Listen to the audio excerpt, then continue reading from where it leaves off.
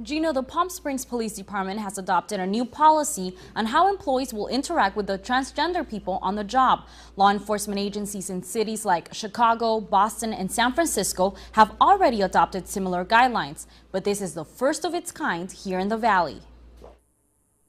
Palm Springs police officers must follow new guidelines when dealing with transgender people while in the field. The guidelines were created to create mutual understanding, prevent discrimination, and to ensure the appropriate treatment of transgender individuals. Under the new section on their police manual, they define transgender as a person whose gender identity is different from the person's assigned sex at birth.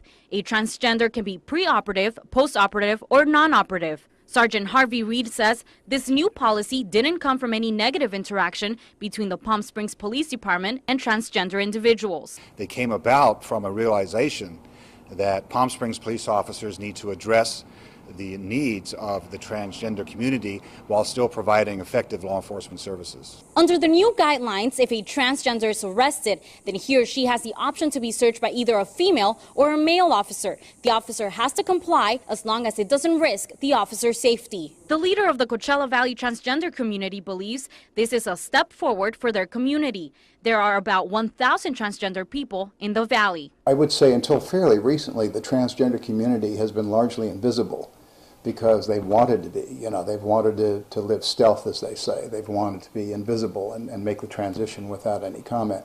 Nowadays, they're beginning to claim their place at the table. And it's not just law enforcement that is looking at improving relations with this group of people. Joe McCormick is a search consultant who works with local businesses to integrate diversity in jobs. He and his firm partner are most recently working with the transgender community. We are working locally with the LGBT Center of the Desert to create a program that will educate corporations and other organizations on how to hire trans people. From diversity groups in the Valley to the Palm Springs Police Department, all these changes come about at a time when transgender issues are at the forefront of many U.S. communities.